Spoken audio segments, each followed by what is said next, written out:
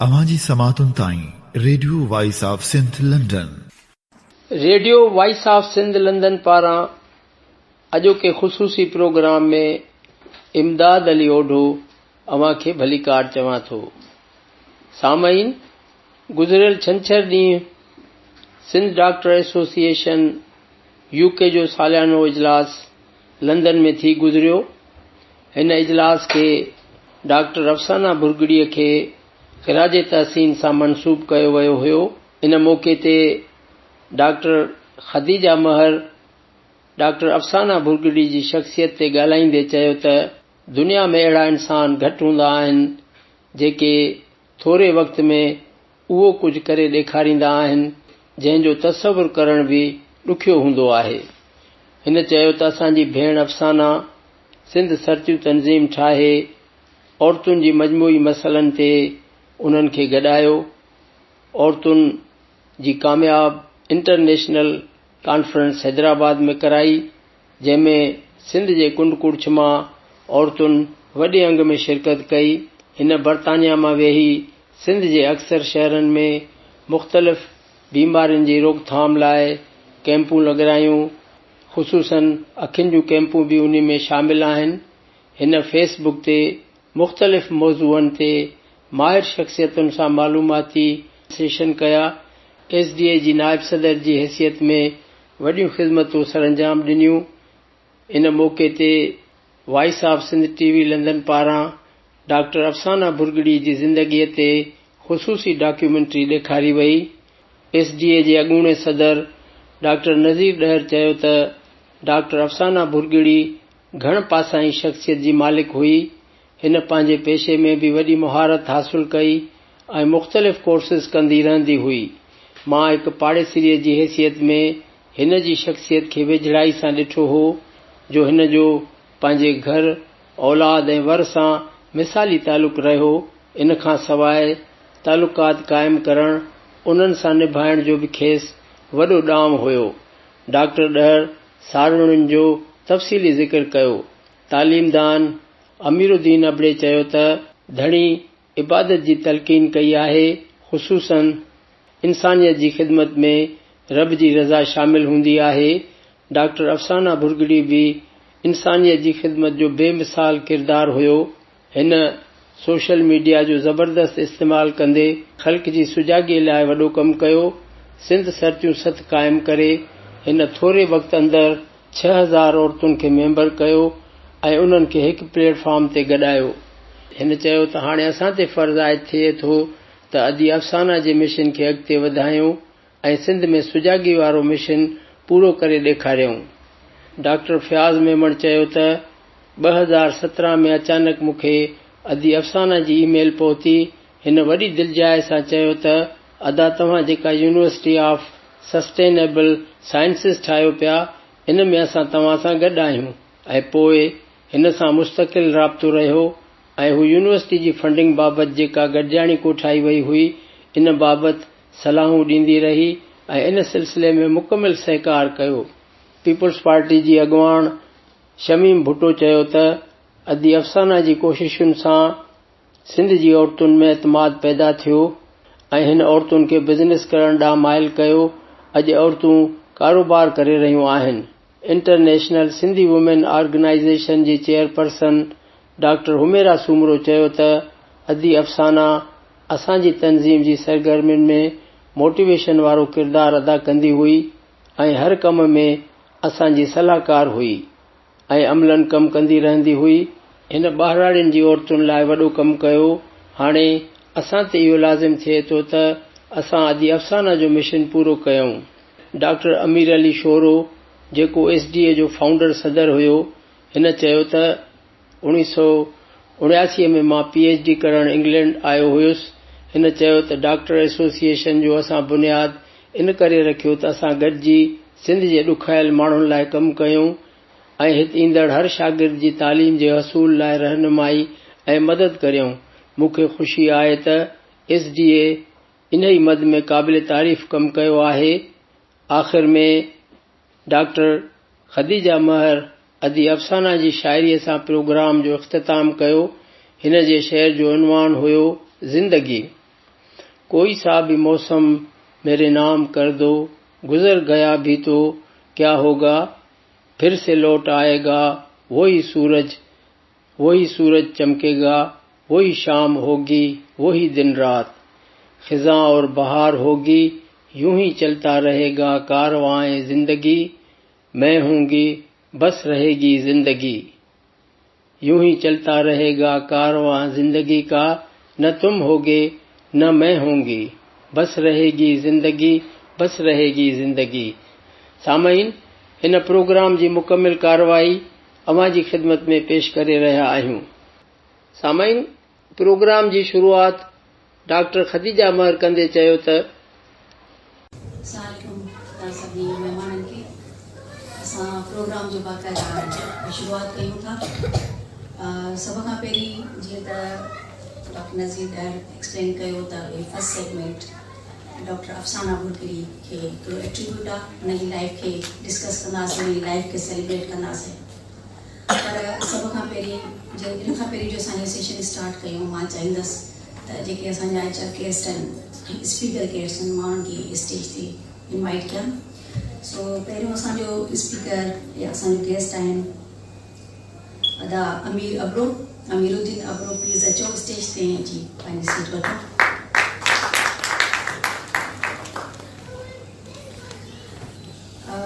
अदा डॉक्टर नज़ीर दहर, तव्हां अदा पंहिंजी सीट वठो।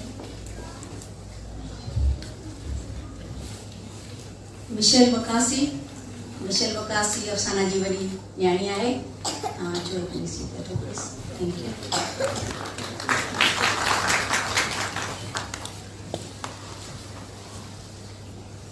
ऐं असांजे विच में एसटी जा तमामु पुराणा one of the founder guest आहिनि जेके एसटी जी दावत ते अॼु आहिनि। डॉक्टर अमीर अली शोरो स्पेशल गेस्ट असांजा अॼु हिते तमामु परे खां आयल आहिनि, उनखे बि असां अॼु हिन प्रोग्राम में वेलकम चऊं था। डॉक्टर अवैस शेख, मां रिक्वेस्ट कंदमि डॉक्टर अवैस शेख अची करे तिलावत सां प्रोग्राम जी शुरूआत कनि। Thank U. जीअं त मां तव्हांखे चयो त क़ुरान शरीफ़ जेको आहे the topic of Quran is human being and this is basically the book of guidance. त मां उन मां 2 वर्सेस चूज़ कया आहिनि, और the whole book is guidance. जेके इन ॻाल्हि ते कोइंसाइड असांजी जेका डॉक्टर अफ़साना हुई, उनजो मेन जेको एम हुयो त भई लेडीज़ रूरल सिंध में लेडीज़ जी एम्पावरमेंट कीअं करे ऐं लेडीज़ जा हुकूक कीअं करे। त इन में क़ुरान शरीफ़ जो 2 ॻाल्हियूं जेके विच विल रीड नाउ त अल्लाह ताला क़ुरान में कीअं औरतुनि खे इम्पोर्टेंस ॾिनी। पहिरीं ॻाल्हि औज़ु बिल्लाहि मिनश शैतानिर रजीम, बिस्मिल्लाहिर रहमानिर रहीम, इक़रा बिस्मि रब्बिकल लज़ी खलक़ल इंसान मिन अलक़, इक़रा व रब्बुकल अकरम अल्लज़ी अल्लम बिल कलम अल्लमल इंसान मा लम यअलम। पढ़ रब्बुल आलमीन जे नाले सां पढ़, जे तोखे पैदा कयो। पढ़ जे तोखे खून जे लोथड़े में ठाहियो। पढ़ अल्लाह ताला तमामु महिरबान आहे जे इंसान खे पेन सां कलम सां लिखणु सेखारियो ऐं इंसान खे पढ़णु सेखारियो। उहा ॻाल्हि इंसान सेखारी जेके इंसान खे मालूम न हुई। इन आयत में कहीं इहो न लिखियलु आहे त पढ़ सिर्फ़ु मर्दुनि जे लाइ आहे। त it is incumbent upon all ladies and gentleman to read. त तालीम हासिल करणु, लिखणु पढ़णु मर्द ऐं औरत ॿिन्हिनि जे लाइ लाज़िम आहे। वरी ॿी ॻाल्हि हिकिड़ी जेका रब्बुल आलमीन चए थो, ऐं पहिरीं ॻाल्हि त इहा जॾहिं माण्हू क़ुरान शरीफ़ पढ़े त वी शुड ऑलवेज़ रीड औज़ु बिल्लाहि मिनश शैतानिर रजीम, छो कि इहो फ़र्ज़ु आहे। कुरान में लिखियलु आहे त जॾहिं तव्हां कुरान पढ़ो त शैतान से पनाह मांगो, टेक रेफ्यूज फ्रॉम शैतान, ताकि माण्हू जो कुरान पढ़ण में उनखे दिलि लॻे ऐं उनखे सम्झण जी अल्लाह ताला तौफ़ीक़ ॾे। वरी ॿी हिकिड़ी जेको रब्बुल आलमीन लिखी आहे जेको वत्तकुल्लाह वत्तकुल अरहाम, इन खां वधीक आयत औरतुनि जे एहतराम न हूंदी। लिखा है वत्तकुल्लाह, और तुम अल्लाह से खौफ करो, हैव तकवा। वत्तकुल अरहाम, और औरतों के साथ तकवा। बी कॉशियस ऑफ गॉड, वत्तकुल्लाह, be cautious of the ladies. वत्तकुल अरहाम माना औरतुनि सां इज़त सां पेश अचो, औरतुनि खे हुननि जा हक़ तव्हां ॾियो। ऐं डॉक्टर अफ़साना जी इहा ई कोशिशि हुई त रूरल सिंध में जेका औरत सफ़र थी करे कीअं उन औरत खे उन जा हुकूक थियनि। त बसि रब्बुल आलमीन असांखे इहा तौफ़ीक़ ॾे त असां लेडीज़ खे रूरल में या हिते बि जिते बि आहियूं उनजा हक़ थियनि। ॿी ॻाल्हि इहा हुई त हे साल जेको आहे SJ जे लाइ it has been very heavy here. There have been many losses. सभिनि खां वधीक त भई डॉक्टर अफसाना, she died and she was very young, very dynamic, and she was a lady who had a great vision.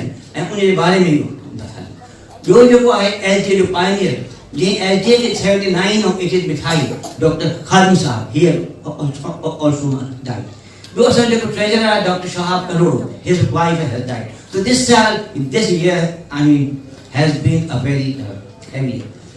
टियों वरी असां जेको डॉक्टर साहब आहे उन जो नालो आहे प्रोफेसर नेक मोहम्मद शेख, इहो दोस्त आहे। ऐं रात जो इहा असांखे इतला मिली त डॉक्टर ज़ियाउद्दीन शेख हुनजो फर्ज़न is very, I mean, he was just normal. वियो आहे जुमे जे ॾींहुं जुमे जी नमाज़ ते, ऐं there is no other history, नमाज़ तो वापसि आयो आहे। तंहिं करे असां हाणे सभु वेही हुननि जे लाइ दुआ था कयूं। त दुआ में इहो आहे त सूरह फातिहा पढ़बी, ॿियो वरी कुल वलाहत पढ़बो, पोइ वरी असां पंहिंजी बिस्मिल्लाह। अल्हम्दुलिल्लाहि रब्बिल आलमीन अर्रहमानिर रहीम मालिक यौमिद्दीन इय्याका नअबुदु व इय्याका नस्तईन इहदिनस सिरातल मुस्तकीम सिरातल लज़ीना अनअमता अलैहिम गैरिल मग़दूबि अलैहिम वलद्दॉलीन। क़ुल हुवल्लाहु अहद अल्लाहुस समद लम यलिद व लम यूलद व लम यकुल लहू कुफुवन अहद। क़ुल हुवल्लाहु अहद अल्लाहुस समद लम यलिद व लम यूलद व लम यकुल लहू कुफुवन अहद। क़ुल हुवल्लाहु अहद अल्लाहुस समद लम यलिद व लम यूलद व लम यकुल लहू कुफुवन अहद। रब्बुल आलमीन उन सभी जुल्मों की मग़फ़िरत करे, उनके जन्नत में जगह दे, जेका फैमिली आहे उनखे हिम्मत दे, ऐं असां जेके जियार आहियूं असांखे हिदायत ॾे, असांखे ज़िंदगी सही गुज़ारण जी तौफ़ीक़ ॾे। आमीन।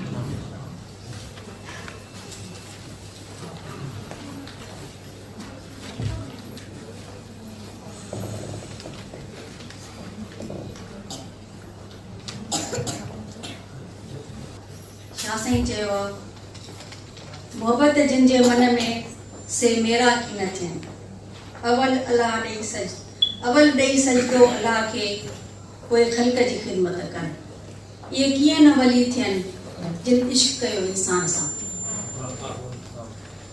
अफ़साना बुरगिड़ी उहा शख़्सियत हुई जंहिं इंसान सां इश्क कयो, जंहिंजो विजन, जंहिंजो फ़िक्र, जंहिंजी सोच सिर्फ़ु ऐं सिर्फ़ु इंसान ज़ात जी भलाई लाइ हुई। हुन जे दिमाग़ में एतिरियूं ॻाल्हियूं हुयूं, एतिरा प्रोजेक्ट्स हुया, एतिरा मिशन्स हुया जो उहो चाहींदी हुई कंहिं तरीक़े सां मां सिंध जी औरत जे लाइ जी ज़िंदगीअ में, सिंध जो उहो तबिको जेको लुटियल आहे उन्हनि जी ज़िंदगीअ में का बहितरी आणे सघिया। केतिरनि ई सालनि खां हुन इन शइ ते सोचियो पिए, कमु कयो पिए, डिफरेंट फोरम्स ते मुख़्तलिफ़ ऑर्गेनाइज़ेशन सां, मुख़्तलिफ़ माण्हुनि सां मिली करे पोइ पंहिंजा आइडिया डिस्कस कंदी रही, छो जो हुनजी दिलि में हिकिड़ी तड़प हुई त मां कीअं इन कम खे प्रैक्टिकली पॉसिबल करे सघां थी।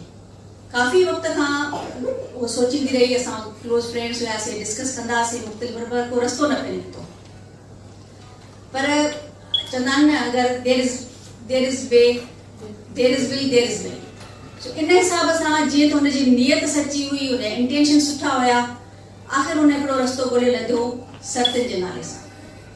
हुन हिकिड़ो ग्रुप सेटअप कयो जंहिंमें सिंध जी उहा औरत जेका कॾहिं पंहिंजे घर खां ॿाहिरि, पंहिंजे ॻोठ खां ॿाहिरि, पंहिंजे शहर खां ॿाहिरि न निकिती हुई, उन औरत खे हुन इंटरनेट जे थ्रू, सोशल मीडिया जे थ्रू दुनिया सां गॾु चई। सॼी दुनिया में उन औरत जो आवाज़ ॿुधो वियो। उन औरत खे ख़बर पई त मुंहिंजे घर खां ॿाहिरि बि हिकिड़ी ॿी दुनिया आहे, जिते औरतूं आहिनि जिन जा मसइला कॉमन आहिनि। सिर्फ़ु मां अकेली न आहियां जंहिंसां मां इन मसइलनि खे फेस थी कयां, पर मूं जहिड़ियूं एॾियूं ॿियूं औरतूं बि आहिनि जिन जा साॻा ई मसइला आहिनि। ऐं हूअ अहिड़े तरीक़े सां इन सोशल मीडिया जे थ्रू सरतिन सां कनेक्ट थी वई जो हुनखे इहो लॻो त हर माण्हू मुंहिंजी ॻाल्हि थो करे। ऐं इहो क्रेज़मा, इहो जेको स्किल हुई या सिर्फ़ु अफ़साना में हुई, छो जो हुनजा इंटेंशन्स, नियतूं जेके आहिनि, जॾहिं तव्हांजी नियत सची आहे तव्हां हर शइ हासिल करे सघो था। अफ़साना जी नियत सची हुई, इन करे हुन इन शइ खे ईअं पॉसिबल करे ॾेखारियो जो हर माण्हू इहो सोचे पियो त जेको बि ॻाल्हि हले थी या मुंहिंजी ॻाल्हि हले थी, ऐं जेको मां पंहिंजी ॻाल्हि दुनिया जे कंहिं बि हिसे ताईं पहुचाए सघां थी। तमामु थोरो टाइम मिलियो अफ़साना खे इहो सभु कुझु करण लाइ, पर इन थोरे टाइम में तमामु घटि माण्हू आहिनि जेके इन लेवल ते वञी एतिरनि माण्हुनि जी दिलनि खे टच करे ऐं जेको आहे उहो एतिरो थोरे टाइम में वॾो कमु करे सघनि था। सो इहा ख़ुशूसियत तमामु घटि माण्हुनि में हूंदी आहे। अफ़साना हिकिड़ी मल्टी डायमेंशनल पर्सनैलिटी हुई, हुन जो काफ़ी सारा रुख हुया, काफ़ी सारा जेके हुन जा पहलू अहिड़ा हुया जेके शायदि घणनि माण्हुनि खे ख़बर न हुजे। पर सर्तियुनि जो ग्रुप सेटअप हिकिड़ी एॾी वॾी अचीवमेंट हुई एॾे थोरे टाइम में, जेका मां चवां थी त इट वॉज अमेज़िंग। तमामु घटि माण्हुनि जे हिसे में अहिड़े क़िस्म जो कमु एतिरे थोरे टाइम में ईंदो आहे।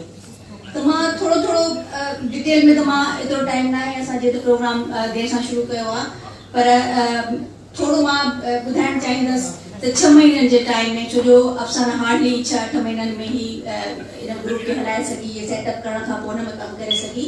त मां अगरि हुनखे थोरो ब्रीफली थोरो ॿुधाईंदी आहियां त 6 महीननि में हुन छा छा कयो।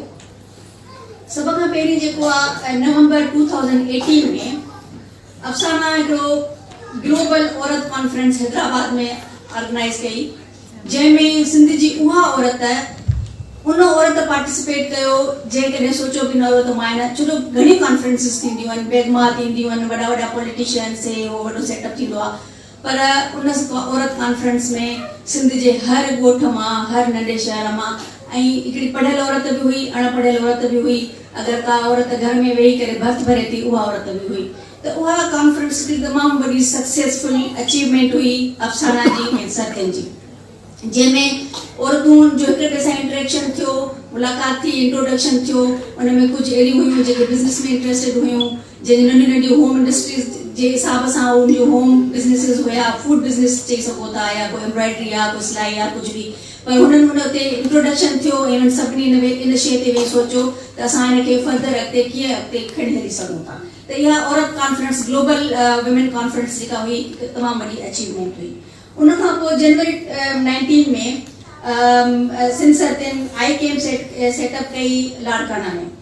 उते आउट पेशेंट्स में 600 patients has been seen, cataract surgeries 127 and 35 spectacles donations too. I think it was also a big achievement. February 2019 जंहिंमें सिंध सर्तियुनि प्रोग्राम कयो हैदराबाद में, child nutrition and growth awareness program, ऐं स्किन कैंप लॻाई टंडो अलाया में। मार्च 19 में तव्हां ॾिसो हर महीने में कुझु न कुझु प्रोग्राम थिए पियो, ऐं इहे प्रोग्राम का मामूली प्रोग्राम कोन हुआ त 4 माण्हुनि जी मीटिंग थी ऐं कमु थी वियो। बाक़ाइदा हिन में 600 पेशेंट्स ॾिसण is a quite a huge amount. उनखां पोइ टंडोलाया में मार्च 19 में थैलेसेमिया अवेयरनेस प्रोग्राम इन Badin, spring festival, it was a family program. Since you raised significant amount of about 1 lakh rupees in that spring festival. So April 2019 skin camp again in Tando Bago, where about 1,000 patients seen and treated with free medication and advice. May 19, Sartiu Hyderabad team had been arranged a Ramzan relief bazaar to provide a significant discount rate groceries. उनखां पोइ May ताईं ये कम हलंदा रहिया, पर कुछ अहिड़ा प्रोजेक्ट्स भी हुआ जिन ते अफ़साना उन्हनि खे एग्जीक्यूट करण जे लाइ सोचे पई। पाइपलाइन में कुछ प्रोग्राम्स हुआ जेके अपकमिंग प्रोग्राम्स हुआ, जंहिंमें वो चाहे पई त मां हिन जो प्रोग्राम सेटअप कयां ताकि मंथ बाय मंथ हलंदा रहनि, जंहिंमें HIV अवेयरनेस प्रोग्राम हुयो, डे केयर सेंटर हुयो, जंहिंमें वो सोचे पई त वर्किंग वुमेन्स लाइ असांजे सिंध में स्पेशली कोई अहिड़ो सेटअप न आहे जिते वर्किंग वुमेन पंहिंजा ॿार छॾे करे ऐं फ्री माइंड थी करे वञी करे कमु कनि। उहो बि हुनजी सोच में हुयो। Mental health issues specially in थर and generally lower social economic group जेके वुमेन्स आहिनि, स्पेशली छो थर में इन करे जो रिसेंटली असां ॾिठो आहे त थर में सुसाइडल रेट तमामु घणो वधी वियो आहे। आए ॾींहुं असां ॿुधूं था त कंहिं औरत जेको आहे त सुसाइड करे छॾियो, कंहिं पाण खे पखे सां टंगे छॾियो, कंहिं कुझु कयो। त उहा सोचे पई त आख़िर कहिड़ी वजह आहे जंहिंजे करे थर में सुसाइडल रेट हिकदमि सां एॾो वधी वियो आहे। थरी औरतूं त वीचारियूं साबरिन मायूं आहिनि जेके एॾे टफ हालातनि में, न उन्हनि वटि पाणी आहे, न को बेसिक हेल्थ फैसिलिटीज़ आहिनि, न को शेल्टर प्रॉपर आहे। एॾनि हुननि में त इहे सभ खां वधीक साबरिन औरतूं थर जूं आहिनि। पर अहिड़ो छा थी वियो जो रिसेंटली असां ॾिठोसीं त सुसाइडल रेट में एॾो सारो इज़ाफ़ो थी वियो आहे। त उनजे लाइ हुन सोचियो पिए कि असां अहिड़ियूं सोशल जेके साइकेट्रिस्ट जी टीमूं ठाहियूं ऐं कोई सर्वे करायूं त इन जा छा रीज़न्स आहिनि। उनखां पोइ plantation of plants and trees to tackle the global warming and environmental issues. इहो प्रोग्राम अञा ताईं सरतियूं तमामु सुठे तरीक़े सां कनि थियूं। मुख़्तलिफ़ जाइनि ते कॉलेज यूनिवर्सिटीज़ में वञी करे शहरनि में वञी करे उहे प्लांट्स लॻाइनि थियूं त जीअं ग्लोबल वार्मिंग अॼुकल्ह जीअं सिंध में ॾिसो था केॾी गर्मी सॼे पाकिस्तान में गर्मी थी वञे पई समर्स में, त इन करे इहो प्रोग्राम त हुनजो सरतियुनि जी टीम तमामु सुठे तरीक़े सां करे रही आहे। सो ये नंढी नंढी शयूं हुयूं। इन खां अलावा अफ़साना तव्हां ॾिठो हूंदो डिफरेंट बैकग्राउंड्स जा जेके माण्हू आहिनि उन्हनि जा इंटरव्यूज़ कया। It was such a big achievement I can say, छो जो उहे टॉपिक्स उहे हूंदा हुआ जेके आम औरत फेस करे थी, लाइक मैटरनल हेल्थ आहे, न्यूट्रिशन आहे, बेबीज़ जी न्यूट्रिशन थी, स्किन इशूज़ आहिनि।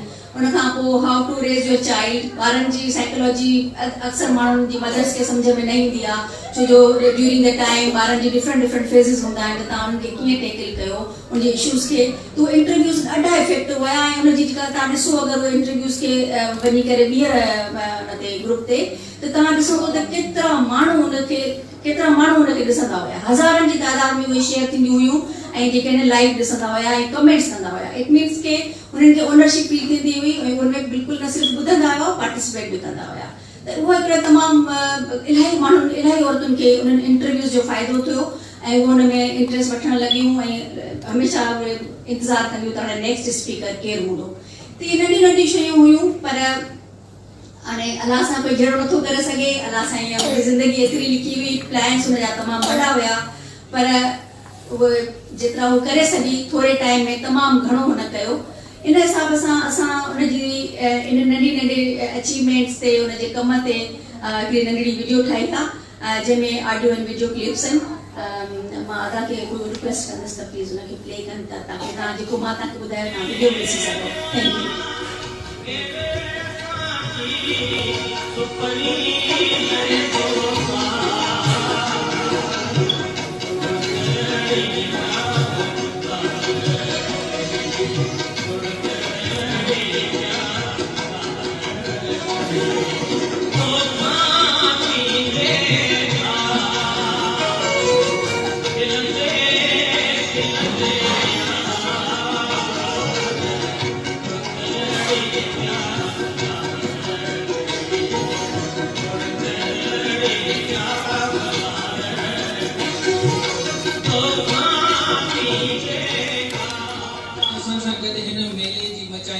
मुख्य किरदार लंडन मां सीट जी आई सिंधी औरतुनि लाइ कमु कंदड़ मैडम अफ़साना बुरगड़ी सां ॻाल्हाईंदा।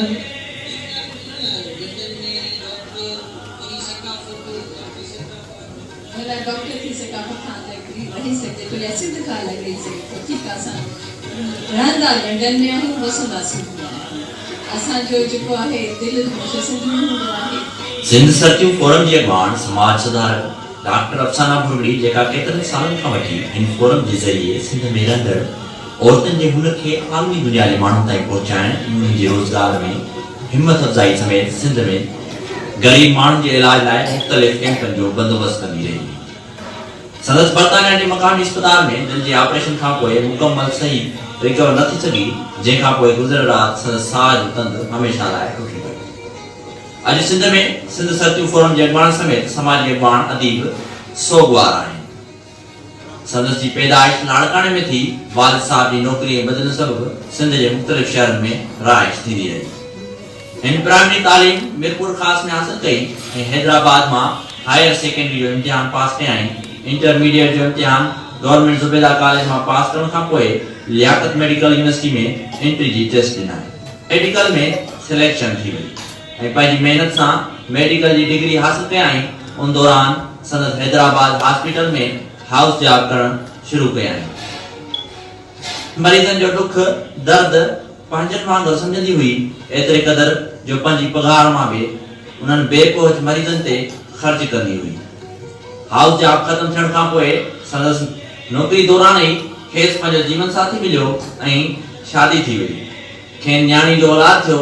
संदसि घर वारे खे 1995 में इंग्लैंड में ट्रेनिंग की ऑफर मिली ऐं पूरी फैमिली इंग्लैंड मुंतकिल थी हुई।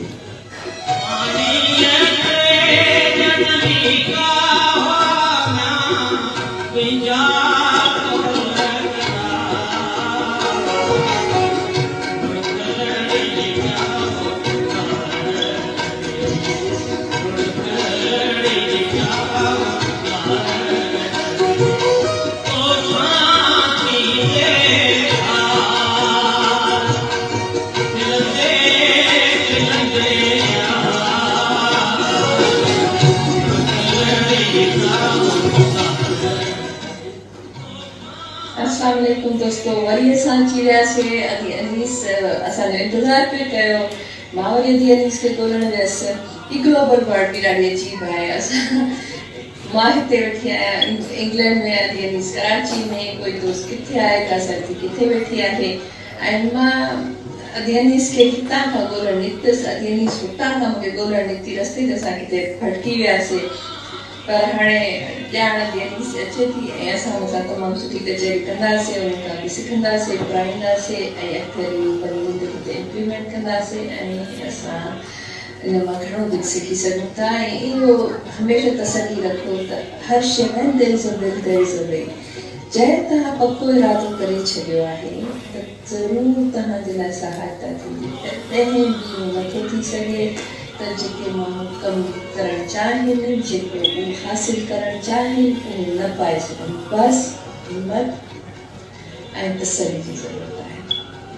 हिमत रखो ऐं कामयाबी तव्हांजे पुठियां भॼंदी वेंदी। अॻियां हलंदा वेंदा तव्हां, कामयाबी तव्हांखे बिल्कुलु वञी रसंदी।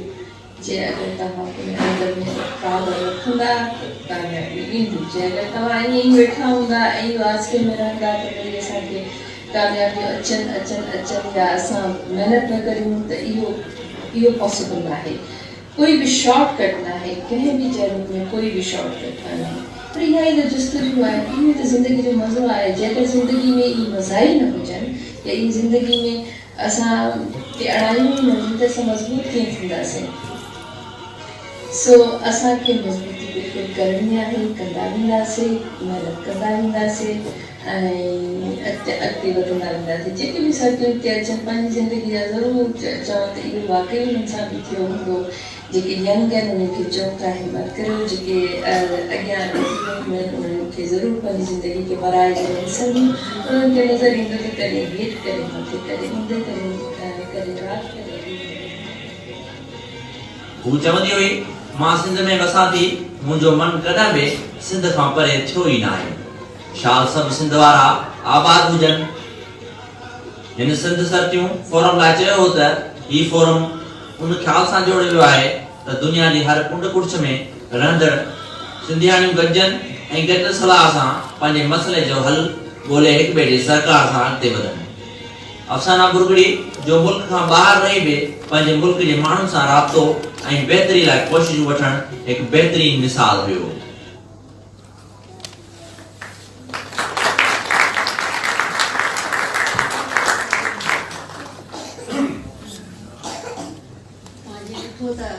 अफ़साना चए पई त कुझु बि नामुमकिन न आहे, नियत सची हुजे, इरादा मज़बूत हुजनि त तव्हां हर शइ दुनिया में अचीव करे सघो था। ऐं हुन अचीव करे ॾेखारी। थोरे टाइम में एतिरे 6000 मेंबरशिप ज़बी गमाऊं। उन्हनि खे जेको आहे न सिर्फ़ु मेंबर कयईं, उन्हनि खे पंहिंजे एक्टिव कयईं, उन्हनि खे पंहिंजे पाण सां ॻंढियईं, उन्हनि खे हिक ॿिए सां ॻंढियईं।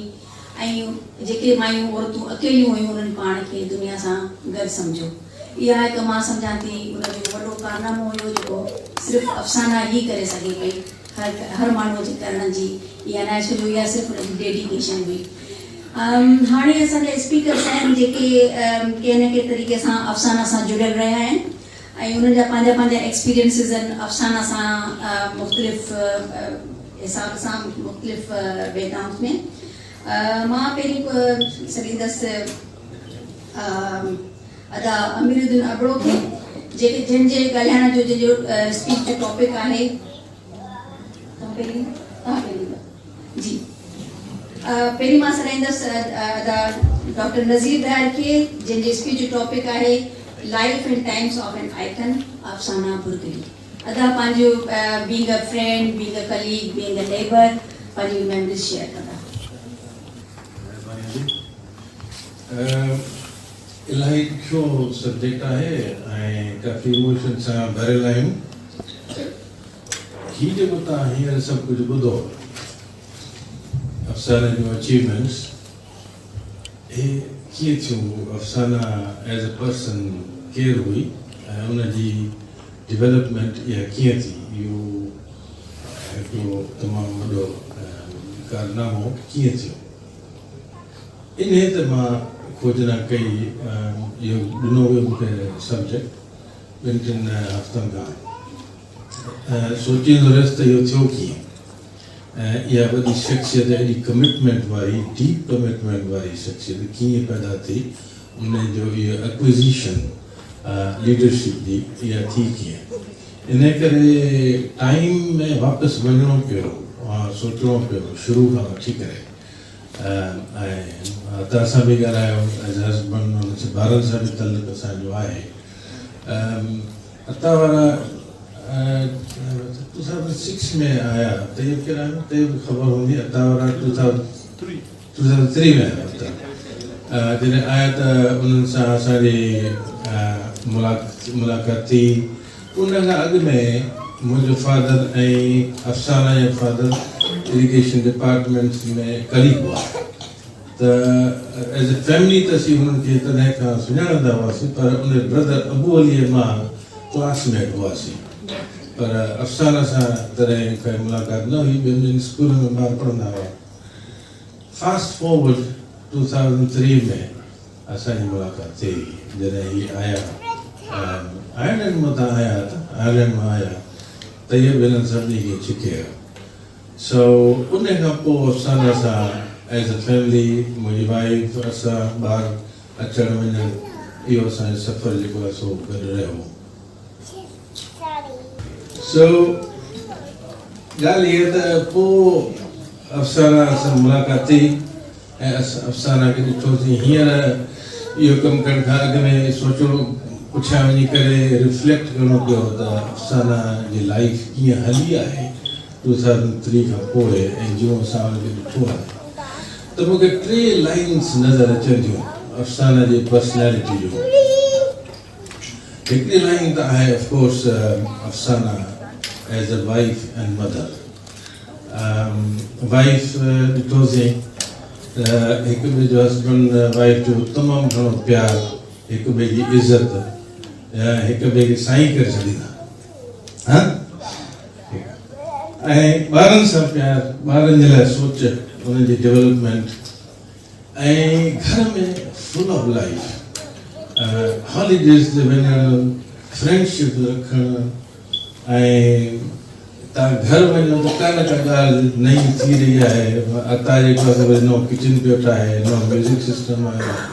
अता जा पंहिंजा इंट्रस्ट IT जा आहिनि, उन में डिग्री कई अथसि। तव्हांखे ख़बर न आहे त अता जेको आहे सो बिल्डिंग वर्क बि तमामु सुठो ॼणे थो, ऐं जे वाइफ जो हस्बैंड खे बिल्डिंग वर्क अचे त उनजो त मज़ा ई मज़ा, त नवां पट पिया लॻनि, नवां किचन पिया लॻनि, उहो सभु अता पियो करे। त इन क़िस्म जो माहौल हुयो हुननि जे घर में। तैयब बि लॻे हथु अता जो जेको आहे सो वरिती हेल्प।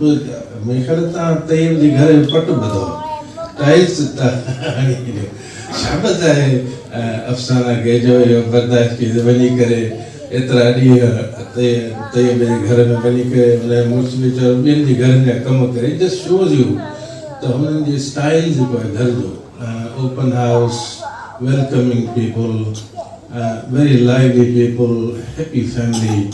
इहा छाजे करे हुई जो बिकॉज़ अफ़साना वाज़ herself a very pleasant and happy personality। पढ़ंदी रहंदी हुई, इंफॉर्मेशन वठंदी रहंदी हुई, पाण खे अपडेट रखंदी हुई। हिकिड़ो त एस्पेक्ट इहो हलियो आहे, लाइन जेका आहे as a stable happy family Afsana ji. ॿी लाइन जेका हली आहे उहा आहे त she was a professional, she was a researchist, ऐं पंहिंजी जॉब में बि एक्सेल कई, हिप्नोसिस ते कोर्स कई, ऐं कोर्सिस बि कंदी रहंदी हुई, पाण खे कॉन्स्टेंटली एजुकेट कंदी हुई। साइकोलॉजी ते ऑनलाइन कोर्सेस, जॉन हॉपकिंस जा कोर्सेस, रात जो ऑडियो कोर्सेस, ऑडियो बुक्स ॿुधंदी हुई ऐं पाण खे कॉन्स्टेंटली अपग्रेड एंड एजुकेट कंदी रही। She just try to gain more knowledge all the time. टियों एस्पेक्ट जेको अफ़साना जो शुरू खां आई थिंक परहैप्स सॼी फैमिली ओरिएंटेड ईअं हुई, चैरिटी रिलेटेड जेका हींअर तव्हां अॼु जी ॻाल्हि ॿुधी त ॿियनि जे लाइ फीलिंग रखणु, ॿियनि जे भले जी सोचणु, ट्रूली अनिस्थेटिस्ट हुई। छो त अनिस्थेटिस्ट जेके हूंदा आहिनि ॿियनि जो पेन फील कंदा आहिनि ऐं अफ़साना न सिर्फ़ु वर्क प्लेस में पेन फील कयो पर लाइफ में भी पेन फील कयो। जिन माण्हुनि खे अंडर प्रिविलेज आहिनि, ग़रीब आहिनि, ज़रूरत आहे डेवलपमेंट जी, उन्हनि जो बि पेन हुन तमामु इन डेप्थ फील कयो ऐं इन जे करे ई उन में इहा वॾी ड्राइव पैदा थी त उन पेन खे फील कंदे हाणे आउं छा करियां। मां त सम्झां थो त जेका हुन पाण खे डेवलप पे कयो आहे, पर्सनल डेवलपमेंट कई पई आहे ऑल दीज़ इयर्स, उन खे तमामु घणो सेखारियो ऐं होॾां हिकु तरफ़ ज़रूरत हुन महसूसु कई रूरल औरत जी, उन जे प्रेशर्स जी, लाइफ जे मिज़रीज़ जी, ॿिए तरफ़ पंहिंजी डेवलपमेंट करे पई। तव्हां सम्झी सघो था त इहो ट्राम लाइन कीअं पई हले, ॿई शयूं गॾोगॾु हलनि पियूं। एंड आफ्टर सम इयर्स इहे जॾहिं गॾियूं त अफ़साना पैदा थी। सो लीडरशिप जेका आहे, डेवलपमेंट ऑफ लीडरशिप, अफ़साना त लीडर हुई जे हाणे हीअ तव्हां सभु ॻाल्हियूं ॿुधियूं आहिनि त हीअ हिकु लीडर जो कमु आहे जेको मैग्नेट हूंदो आहे and she was a big magnet. ऐं हुन जॾहिं पंहिंजी लीडरशिप स्किल्स यूज़ करणु शुरू कयूं त हींअर तव्हां उन जा रिज़ल्ट्स ॿुधा, मूंखे रिपीट करण जी ज़रूरत कान्हे त it just acted like a jet engine ऐं एॾी सपोर्ट ऐं एॾी पोइ बैकिंग माण्हू उनजे पुठियां लॻा बिकॉज़ हुननि इहो ॾिठो त हीअ हिकिड़ी वॾी लीडर आहे, हीअ जेका असांजे दुख दर्द फील करे थी, इन जे पुठियां हलो। ऐं हुन हिकिड़ी शइ सेटअप कई। मूंखे यादि आहे त तव्हां ॿुधाए पियो त ॿाहिरि असीं वेठासीं हिकु ॾींहुं शाम जो, इहे ॻाल्हियूं हलियूं पिए हस्बैंड वाइफ जे दरमियान त हीअ कम बि आहिनि, टैलेंट बि आहे। त हिननि जो इहो ख़्यालु थियो त फेसबुक प्लेटफॉर्म हिकिड़ो खोलियूं था, शुरू था करियूं। मां त ऑफर कई त इहो मां तोखे सेट करे थो ॾियां। सो IT अता जी जो वॾो हिन जे अंदरि कमाल आहे ऐं हस्बैंड वाइफ जी टीम जो हिकिड़ो वॾो कमाल आहे त उन्हनि सर्तियुनि जो ग्रुप जेको सेट कयो ऐं उन वक़्तु हुननि उहो प्लेटफॉर्म शुरू कयो, उनजी एडमिन शुरू कई। उन ते जेको बि हींअर अॼु खदीजा डिस्क्राइब कयो आहे, उन प्लेटफॉर्म ते उहा एक्टिविटी हली आहे, इंटरव्यूज़ हलिया आहिनि, इंफॉर्मेशन गिविंग हली आहे, प्यार मोहब्बत सां हली आहे। अता ॿुधाए थो त कॾहिं बि कंहिंखे छिड़बी बि कान हुई। अजीब अजीब क़िस्म जा माण्हू उन प्लेटफॉर्म ते अचनि पिया, अजीब अजीब क़िस्म जूं कमेंट्स कनि पिया, पर कंहिंखे बि हुन रिपेल न कयो। इहा हिकिड़ी लीडर जी वॾी क्वालिटी हूंदी आहे, इंगेजमेंट। त हुन सभिनी खे इंगेज कयो बिकॉज़ शी वॉज काम एंड कलेक्टिव पर्सनैलिटी। हींअर तव्हां हुनजो इंटरव्यू ॾिठो त छा नोट कयो, हिकिड़ो क़िस्म जो समुंड आहे जेको बिल्कुलु आराम सां बीठो आहे, थधो समुंड आहे, उनजी डेप्थ आहे वॾी पर थधो समुंड आहे। इन जे करे माण्हू कंफर्टेबल फील कंदा हुआ अफ़साना सां ॻाल्हाइण में। उहो सेकेंड फील न कंदा हुआ त असांखे हाणे को रिप ऑफ थींदो या बहस मुबाहिसो शुरू थींदो, झेड़ो थींदो। इन जे करे माण्हू जोक दर जोक अफ़साना वटि ईंदा हुआ इन प्लेटफॉर्म ते। ऐं जॾहिं बि इंटरव्यू कंदी हुई त माण्हू इंतज़ारु कंदा हुआ या जॾहिं हुन सां हू ॻाल्हाइणु चाहींदा हुआ त उन में हू कंफर्टेबल फील कंदा हुआ। ऐं अहिड़े तरीक़े सां अफ़साना जी पर्सनैलिटी जो जादू उन्हनि ते हलंदो हो। सो अहिड़े तरीक़े सां ॻाल्हि शुरू थी। तव्हांखे यादि हूंदो कुझु दोस्तनि खे भाउरनि भेनरुनि खे त अफ़साना हिकिड़ो वॾो प्रोग्राम लंडन में म्यूज़िक जो रखणु चाहियो ते टू रेज़ चैरिटी। असांखे ॿुधाई मर्दनि खे त हीअ असांजो मुंहिंजो प्रोग्राम आहे। अफ़साना जी सोच हमेशह वॾी हूंदी हुई, वॾा लीडर वॾी सोच कंदा आहिनि, वॾा प्रोग्राम ठाहींदा आहिनि। ऐं यकीन करियो इहे असांजे पाण खे सभु ढिंग चवंदा आहियूं वॾा वॾा सीनियर माण्हू, असांखे सम्झ में न पियो त अफ़साना चए छा थी। त असांजी सोच एॾी हेठि हुई, अफ़साना जी सोच एॾी मथे हुई जो असांखे कॾहिं कॾहिं अफ़साना जी हुन ॻाल्हि खे सम्झण में टाइम लॻंदो, because she was thinking quite a lot at the same time. हुनजी स्टडी, हुनजी फीलिंग, हुनजी रिफ्लेक्शन एॾी घणी हुई जो कई दफ़ा असांखे हुनखे सम्झण में थोरी ॾुखियाई थींदी हुई। चवंदासीं त एतिरी एनर्जी तुंहिंजे अंदरि आहे त ॿियनि में बि एतिरी खपे रुॻो तोखे सम्झण जे लाइ। चई त असां प्रोग्राम करे हुनजा वठी आई, हीअ कंदासीं म्यूज़िक सभु कुझु बिज़नेस केस ठही वियो, फलाण चीज वठी उहो हुन वॾो लंडन में प्रोग्राम करायो। उन में संदसि अता जी वॾी सपोर्ट हुई। अता खे पंहिंजो पिलर चवंदे हुई, हे त मुंहिंजी रॉक आहे। सो लाइकवाइज़ वॾा माण्हू जेके आहिनि, वॾा लीडर्स जेके आहिनि, वॾो सोचींदा आहिनि। ऐं सरती हिकिड़ो तमामु वॾो स्टेप हुयो, क़दम हुयो ऐं इंतिहाई से अनफॉर्चुनेटली जीअं अॼु चयो त उहो सडनली रुकिजी वियो आहे। ऐं असीं सभु सोचे रहिया आहियूं त इहो छा थियणु खपे। अदा अमीर हिकिड़ो जेको आहे सो तव्हां सां इन बारे में ॻाल्हाईंदो त हीउ जेको वैक्यूम, हीउ जेको गैप क्रिएट थियो आहे, इन में तव्हांजा आइडियाज़ वठंदासीं त इन खे असीं मैनेज सालवेज कीअं कयूं, बिकॉज़ सालवेज न कंदासीं त ॿिनि टिनि महीननि खां पोइ इहा शइ ख़तमु थी वेंदी। तव्हांजी महिरबानी।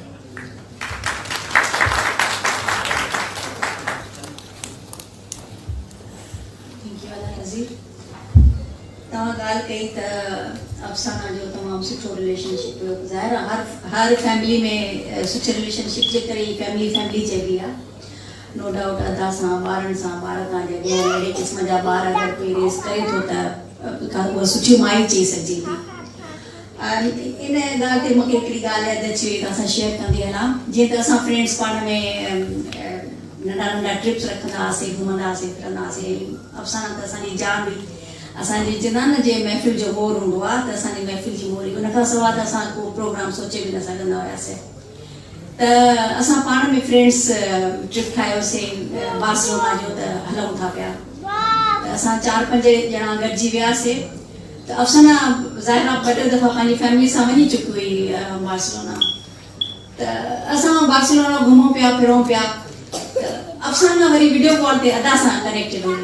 जंहिं महिल ॾिस अदा सां वेठी आहे करे अता ॾिस पाण हिते घुमियासीं, अता ॾिस पाण हिते मानी खाधीसीं, अता ॾिस पाण जेको आहे हिते हिन ब्रिज तां वियासीं ऐं हाणे मां हितां वञा थी, मां तोखे मिस थी कयां। मां चयो अफ़साना तूं असां सां आई आहीं या तूं अदा सां लॻी पियो, पोइ तूं आई छो आहे असां सां? चए भई छॾे यार, एतिरनि ॾींहंनि में घर छॾे आई आहियां, उन्हनि जी बि ख़बर चार लाहूं, ॿिए दफ़े छॾनि त सही। सो अफ़साना जी इहे ॻाल्हियूं जेके हूंदियूं त असांखे मतिलबु छा केतिरियूं ॻाल्हियूं हुजनि, एतिरियूं मेमरीज़ आहिनि हुन जूं। त मूंखे अदा सां हुनजी रिलेशनशिप ते इहा ॻाल्हि यादि अची वई त उते बि हुई त असां सां पर कनेक्टेड पंहिंजी फैमिली सां ई हुई। अदा नज़ीर दहर खां पोइ मां दावत ॾींदसि अदा अमीरुद्दीन अबड़ो खे, जेके जिन जे ॻाल्हाइण जो या स्पीच जो टॉपिक आहे what have we lost, a glass all empty. मैं लतीफ़ साईं में शेर है त रात ना है ज़ात ते जो वहे सो लहे। सो ये जेके रोमांस जो ॻाल्हियूं आहिनि ऐं जेके ख़ुशि असलूबी जो ॻाल्हियूं आहिनि, सुठी इंसानियत जो ॻाल्हियूं आहिनि, उहे त शुरू खां वठी क़ुरान जे ज़रिए अल्लाह ताला असां सभिनी खे ॿुधायूं। ऐं इन सॼे रोमांस में सॼी ॻाल्हि इहा आहे त इंसान जेको आहे सो उहो ई लाभ हासिल करे थो जेको पंहिंजी जान ऐं माल खे ऐं पंहिंजे टाइम खे जेको आहे कुर्बान करे थो। त अदी अफ़साना जी जेका शख़्सियत हुई बेसिकली उहा इन जे करे हिकिड़ो रोमांस ॾेई वई आहे जो हुन पंहिंजो पाण खे, पंहिंजे टाइम खे ऐं पंहिंजे ज़हन खे माण्हुनि जे लाइ क़ुर्बान कयो ऐं उहो सॼो ज़हन उन टाइम जेको आहे उहो माण्हुनि खे ॾिनो। ऐं हाणे ॻाल्हि इहा आहे त घणनि ई माण्हुनि जे ज़हन में अहिड़ा रोमांस पैदा थींदा आहिनि। जॾहिं कोई माण्हू फितरत सलीम ते पैदा थिए थो त हू उन वक़्त खां ई इहो सोचींदो आहे त अलाह ताला मूंखे हिन ख़ल्क़ जी इबादत लाइ पैदा कयो आहे। जीअं सूरह रहमान में आहे त मूं तोखे पंहिंजी इबादत लाइ पैदा कयो आहे। त इहा कुदरती तौर ते इंसान जे रूह में ॻाल्हि अलाह ताला अॻु में ई विझी छॾी आहे त मूं तोखे मुंहिंजी इबादत लाइ पैदा कयो आहे। ऐं उहा जेका हुनजी इबादत आहे उहा बेसिकली ख़ल्क़ जी इबादत मां निकिरे थी। छो जो हू चए थो त आऊं त मदद जी जो तलबगार कोन आहियां, मदद जो तलबगार त ही मुंहिंजी ख़ल्क़ आहे जंहिंमें मज़लूम बि आहिनि, ग़रीब बि आहिनि, यतीम बि आहिनि, मिसकीन बि आहिनि, अणपढ़ियल बि आहिनि। ऐं उन्हनि शयुनि खे, उन ग्रुप ऑफ पीपल खे सिलेक्ट करे उन्हनि माण्हुनि ताईं उहो तइलीम जी रोशनी पैदा करणु, पहुचाइणु, या उन्हनि माण्हुनि ताईं उहो खाधो पहुचाइणु या टेक्नोलॉजी पहुचाइणु, इहो सभु कुझु करण जे लाइ अलाह ताला हर माण्हूअ खे उन जी वुसअत मुताबिक़ हिकिड़ी ताक़त ॾिनी आहे, जेको पंहिंजी ताक़त मुताबिक़ पंहिंजी वुसअत खे इस्तेमालु करे उन ख़ल्क़ ताईं पहुचे थो। त नथी साईं खे हिकिड़ी हुन ताक़त ॾिनी त हुन जेको आहे अहिड़ो शऊर पैदा कयो जंहिंमें हुबल वतनी बि हुई, सुनी बि पैदा कयईं, त ससी बि पैदा कयईं, त मुमल खे जेको आहे सिंबॉलिक करे छॾियईं। इन्हनि सभिनी किरदारनि खे सिंबॉलिक करे सॼी नस्लनि जे लाइ हिकिड़ी शाइरी हुन ॾिनी, जंहिंजे लाइ अलाह ताला हुनखे इहो हुनुर ॾिनो हो ऐं उन ते हुन इहो कमु रखियो हो। तंहिंजे करे असां सभई पंहिंजो हिकिड़ो कमु खणी हिते पैदा थिया आहियूं ऐं उहो कमु जेको अलाह ताला जे मदद सां असां सरअंजाम ॾींदासीं। त इहो जेको रिफ़साना जो जेको लास्ट 6 months जो जेको पीरियड आहे, जंहिंखे असां मुख़्तलिफ़ सेक्शन्स में जेको आहे सो डिस्कस करे चुका आहियूं, त हुन जेको आहे टेक्नोलॉजी खे यूज़ करे, यानी सोशल मीडिया खे यूज़ करे जेके मुख़्तलिफ़ इंटरव्यूज़ कया या ॻोठाणी औरत खे इन 6000 माण्हुनि खे, औरतुनि खे, कोई मर्द बि आहिनि उन ग्रुप में, उनखे जमा करे उन्हनि ताईं अवेयरनेस पैदा कयईं। ऐं उन में हुनजो जेको स्टाइल हो, ॾिसो अवेयरनेस हिकिड़ी सुपरफिशियल शइ आहे जंहिंजे बारे में हर को ॻाल्हाए थो, मगर हुनजी जेका टारगेट हो उहो इहो हो त ॾिसो औरत मेटरनल हेल्थ जो कीअं शिकार थिए थी, इन टेबू खे वो टच कंदी हुई, कल्चरल टेबू खे टच कंदी हुई। त हू रुगो प्रोफेशनल डॉक्टर कोन हुई, मगर हू जेको आहे सो हिकिड़ी एंथ्रोपोलॉजिस्ट हुई। वरी उहो कल्चरल टेबू खे ईअं टच कंदी हुई त असांजी औरत सोचींदी आहे त जेको आऊं खां थी उहो घटि खां ऐं बचाए रखां त मुंहिंजो मुड़ुसु खाए या मुंहिंजा पुट खाइनि। ऐं इन जे करे उहो पंहिंजी हेल्थ खे जेको आहे सो ख़तमु कंदी वेंदी हुई, वञे थी। ॻोठाणी औरतुनि सां वाक़ई इहा हालत आहे, हू हेॾा वॾा जेके आहिनि से हड़ूं खणी ऐं मर्दनि जो खाधो ठाहे ऐं पंहिंजे मुड़ुसनि खे वञी हुते जेको आहे सो एग्रीकल्चर फील्ड्स में वञी खाराइनि थियूं, असां पंहिंजी अखियुनि सां ॾिसूं था। त उनखे उहो टच कंदी हुई ऐं उन औरत खे डायरेक्ट सख़्ती ते घुराए उनखे चवंदी हुई त अदी तुंहिंजो इहो कमु न आहे, तूं पंहिंजी हेल्थ जो ख़्यालु कर, तूं त जॾहिं ॿार ॼणींदीअं त तुंहिंजे लाइ जेका न्यूरोनैटल जेका हेल्प आहे उहा तोखे घुरिजे थी। उहा तइलीम जेका असां हिते एडॉप्ट कयूं था या असां हुनखे एक्वायर पिया कयूं, उहा तइलीम उन शख़्स ताईं पहुचाई पए जंहिंजे बारे में उहो शख़्स जेको आहे उन खां वाक़ुफ़ बि कोन हो। त इहा जेका ट्रांसफर ऑफ टेक्नोलॉजी आहे, ट्रांसफर ऑफ ख़्यालात आहे, ट्रांसफर ऑफ कल्चर आहे, उनखे उन ट्रांसफर ऑफ कल्चर खे सक्सेसफुली एडॉप्ट कयो। ऐं इहा सक्सेस जेका आहे उहा हुनजी कमिटमेंट मां निकिती, हुनजी इंस्पायरेशन मां निकिती, हुनजी मोहबत मां निकिती, हुनजी डिवोशन मां निकिती। ऐं उहे जेके डिवोशन्स आहिनि, इन जेके कमिटमेंट्स आहिनि, उन्हनि जी असां सभिनी खे ज़रूरत आहे। त आऊं जेको आहे सो हिकिड़े हुनजे दोस्त जे हैसियत में ऐं फैमिली सां उन्हनि जे असांजी फैमिली रिलेशन्स जे हैसियत में ऐं सिंधी कौम जे जेको आहे सो हिकिड़े बाशिंदे जे हैसियत में, हिकिड़े मुस्लमान जे हैसियत में ऐं सम्झां थो त असांजो हिकिड़ो फ़र्ज़ु आहे त असां उन मैसेज खे या उन ड्रीम खे अॻियां वधायूं। हाँ ज़ाहिर ॻाल्हि आहे त उहो त कमिटमेंट त का हिकिड़ी अहिड़ी औरत या को अहिड़ो माण्हू ई करे सघे थो इन ग्रुप खे अहिड़ो ई माण्हू को हलाए सघे थो जेको या त हुन माण्हू कमिटेड हुजे या उन खां वॾो को कमिटेड हुजे। छो जो असां त ज़िंदा वेठा आहियूं न, हुनखे त अलाह ताला पंहिंजो पाण वटि घुराए वरितो, मगर असां ज़िंदा वेठा आहियूं, असां वटि ही मोमेंट्स आहिनि, ही मिनट्स जेके आहिनि उहे असां वटि हिन वक़्तु आहिनि, त असां पंहिंजे हिन मोमेंट्स खे यूज़ करियूं। ऐं ही जेको प्लेटफॉर्म सत्यू ग्रुप जो जंहिंजे बारे में सभई दोस्त ॻाल्हाए चुका आहिनि, मुख़्तलिफ़ फोरम्स ते असां ॻाल्हाए चुका आहियूं, उन्हनि खे असां कीअं अॻिते वधायूं।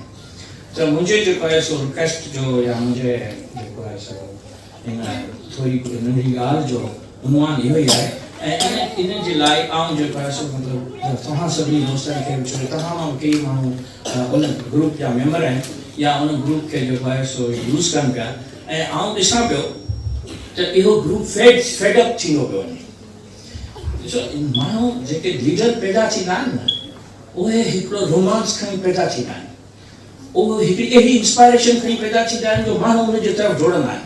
पोइ जॾहिं हू मरी था वञनि त ज़ाहिरी ॻाल्हि आहे त उहा रोमांस आहे, उहा जोड़ ख़तमु थी वञे। हाणे उहा जोड़ जेका आहे उन जोड़ में पंहिंजे पाण खे ॾिसां थो किथे, त उन में ज़ाहिर आहे त जेके दोस्त पिया हुआ सचिन जा साहेड़ियूं हुयूं जेके उन ते कमु कनि पिया, ऐं उन सचिन जे ग्रुप खे जेॾी महिल आउं हीअं ॾिसां पियो त उन में उहा लीडरशिप उहा रोमांस उहो कोन्हे। ऐं उहो हाणे आहिस्ते आहिस्ते जेकॾहिं असां उन खे ज़िंदा न कंदासीं त उहो फेडअप थी वियो। त मुंहिंजी रिक्वेस्ट दोस्तनि खे जेके बि हिते आया आहिनि उहे या जेके न आया आहिनि उहे सोशल मीडिया जे ज़रिए ॿुधंदा, उन्हनि सभिनी खे इहा रिक्वेस्ट आहे त हू असांखे को अहिड़ो लीडर ॻोल्हे ॾियनि जेको अॼु अफ़साना जे हिन ग्रुप खे अॻियां वधाए। छो जो हुनजो जेको ड्रीम आहे, हुनजो जेको टारगेट आहे उहो हाणे इन ग्रुप जे ज़रिए ई पहुची थो सघे, जंहिंमें फाइनेंस जी ज़रूरत कान्हे। ॾिसो न असां चऊं था बाबा आउं स्कूल ठाहिरायां थो, अल्हम्दुलिल्लाह मुंहिंजा 29 स्कूल हलनि था, मगर उन जे लाइ फाइनेंस जी ज़रूरत पए थी। ऐं दोस्तनि खे चवां साईं महिरबानी कयो कुझु पैसा ॾियो त स्कूल ठाहिरायां, जीअं रूरल जेके ॿार आहिनि जेके आउट ऑफ स्कूल चिल्ड्रेन आहिनि उहे वञी सघनि। मगर ही उहा तइलीम आहे अदी अफ़साना जी, ही उहा तइलीम आहे जंहिंमें फाइनेंस जी ज़रूरत ई कान हुई।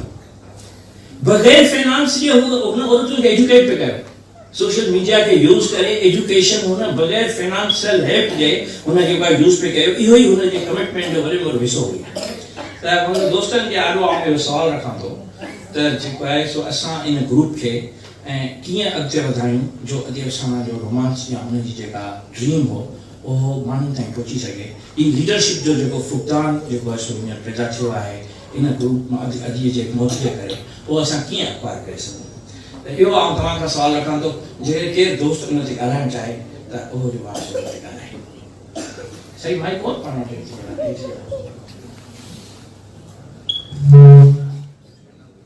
हेलो साईं कोई आहे न को दोस्त?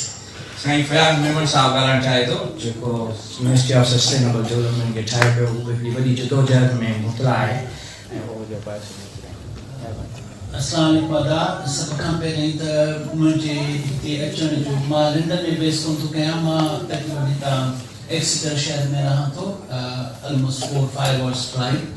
वन ऑफ द रीज़न्स मां हिते अचणु ज़रूरी बि सम्झो त अदी अफ़साना जे बारे में इलाही सारियूं सुठियूं ॻाल्हियूं कयूं बि वयूं, पर मुंहिंजे ख़्याल में हिकिड़ी शइ जंहिंजो तस्करो थियणु घुरिबो हो ऐं उहो हींअर मूं चयो त मां उन जो ज़िक्र कयां। रीज़न बि त उन इनिशिएटिव सां मां पाण एसोसिएटेड आहियां ऐं पैशनेट बि आहियां। हींअर व्हाट्सएप ग्रुप पे ॾिठो जेॾी महिल अदी अफ़साना मूंखे पंहिंजो ग्रुप क्रिएट कयो त अदी Afsana the very first time I came across in contact with Adi Afsana was on 8th of May 2017. All of a sudden I got an email or WhatsApp message जिन में अदा असां तहां जेका यूनिवर्सिटी सिंध में ठाहियो पिया यूनिवर्सिटी ऑफ सस्टेनेबल साइंसिस उन लाइ असीं सोचियो पिया त हिकिड़ी फंड रेज़िंग नंढी एक्टिविटी जहिड़ो असांजो हाल आहे असीं कयूं ऐं मां उन एक्टिविटी खे लीड थी कयां त उहो असीं लंडन में कंदासीं ऐं तव्हां असां सां ॻाल्हायो। चयो थी मां त आहियां ई आहियां पर मुंहिंजा हौसला तव्हां वधाए छॾिया आहिनि ऐं उन ॾींहं खां वठी करे उहो जेको प्रोसेस हो उन इवेंट खे ऑर्गेनाइज़ करण जो ऑलमोस्ट 7-8 हफ़्ता या 12-13 हफ़्ता असां गॾिजी कमु कयो। हर हफ़्ते अदी असां जी स्काइप मीटिंग कंदी ही and I was really ashamed of myself despite me being the initiator of that initiative.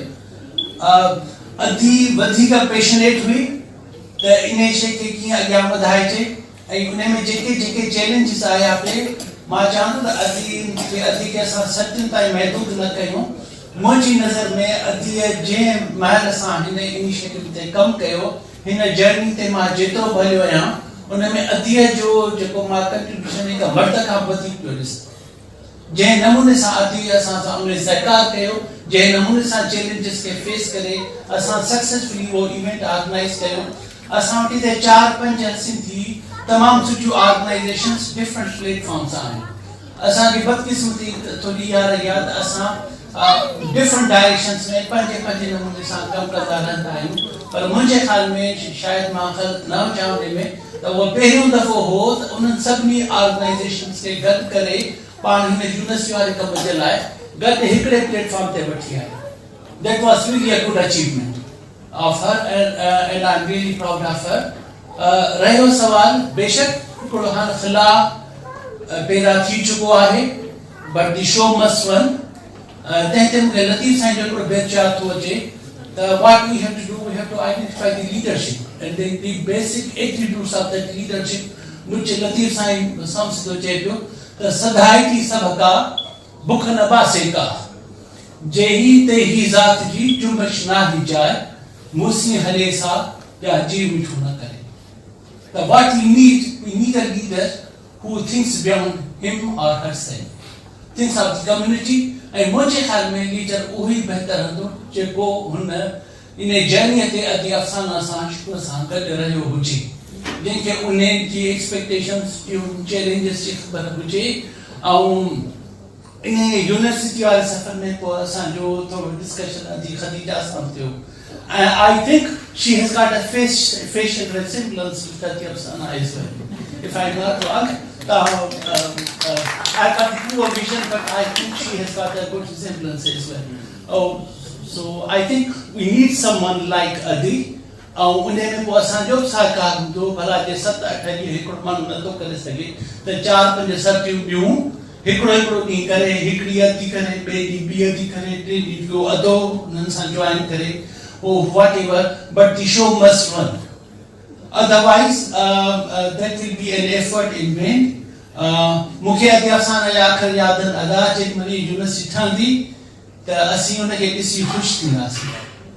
Now this is a responsibility on us, not only the university but the good causes she has been contributing and leading. It's our duty to move beyond words and put our actions together and progress further.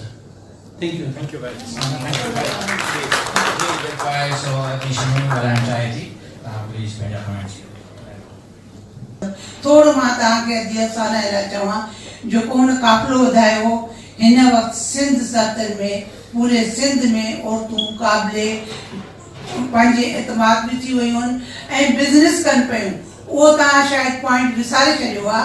इहो पहिरियों दफ़ो online business जो अदी अफ़साना doctor अफ़साना तारीफ़ करायो सिंध जी ख़वातीन खे, छो जो मुंहिंजो हर प्रोग्राम मां उनजो ॾिसंदी हुअमि। सेकंड अदा वकासी साहब अगरि बहितर सम्झनि त अदी जो अगरि प्रोग्राम अधूरो जेको आहे तव्हां पाण हुन में दिलचस्पी वठो, छो जो अदी साहब तव्हांजो दिलचस्पी हूंदी हर शइ में गॾु हूंदा हुअसि।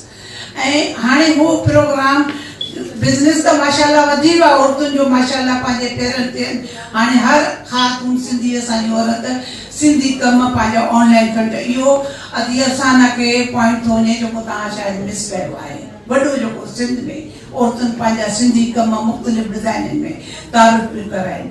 पर जेकॾहिं अदे कयो सतनि सत में वाकई हाणे थोरो पोइ इन जे करे जो लीडरशिप अदा जेकॾहिं चाहींदो त हुन लीडरशिप जो तव्हां पूरो भरपाउ करे सघंदा।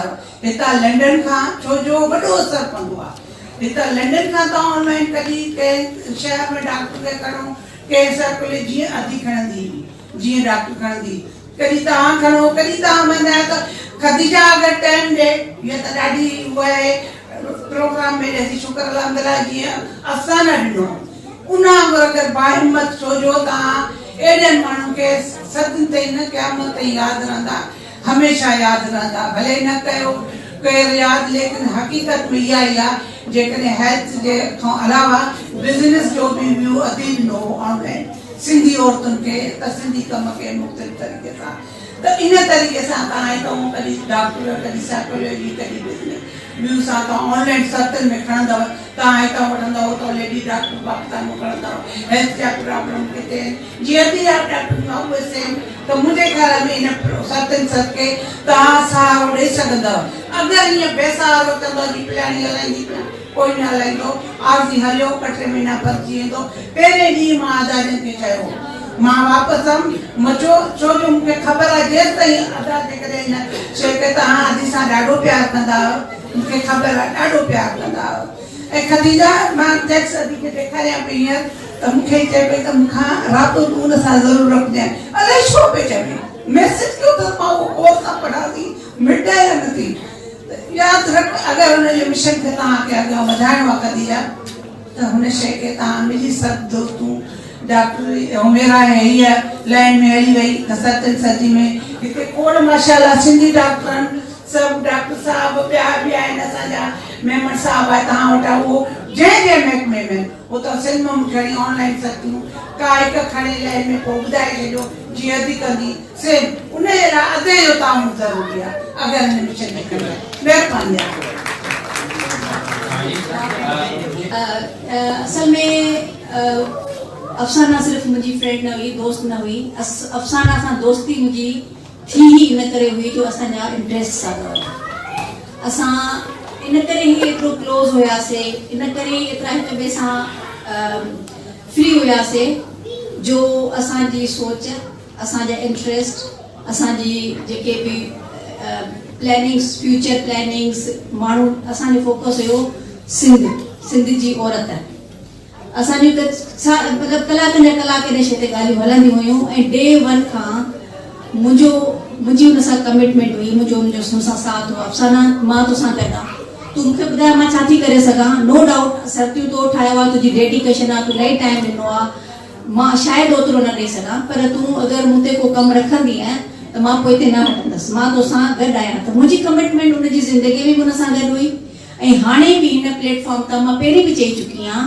त पर्सनली मां हुजां या मुंहिंजी ऑर्गेनाइज़ेशन हुजे इसवो असां जी पूरी सपोर्ट आहे सिंध सर्तिन खे अफसाना जे मिशन खे जंहिं बि तरीक़े सां असांखे अप्रोच कयो वेंदो जेका बि असांजे मथां कमु रखियो वेंदो असां पंहिंजी पूरी कोशिशि कंदासीं त उनखे उन ई तरीक़े सां बहितर तरीक़े सां असां करे सघूं छो जो असां ख़ुशकिस्मत आहियूं छो सिंध में मसइला उहे ई आहिनि औरत जी हालत अञा बि उहा ई आहे उहो ई मैटरनल इशूज़ आहिनि न्यूट्रिशनल इशूज़ आहिनि ऑनर इशूज़ आहिनि जेके बि इशूज़ आहिनि सभिनी खे ख़बर आहे असां ख़ुशकिस्मत इन दैट सेंस आहियूं असांखे हिकिड़ो ग्रुप ठहियलु ठुकियलु मिलियो आहे जंहिं ते अफसाना महिनत कई अफसाना टाइम लॻायो अफसाना 6000 माण्हू मोटिवेट कया ऐं असांखे हिकिड़ी शइ ठहियलु ठुकियलु प्लेट में रखी ॾिनी असां में छा एतिरी एबिलिटी बि न आहे त हिकिड़ी ठहियलु ठुकियलु शइ खे असां अॻिते वधाए सघूं अॻिते हलाए सघूं त मुंहिंजे ख़्याल में हिन जे लाइ हिकिड़ी टीम हुजणु खपे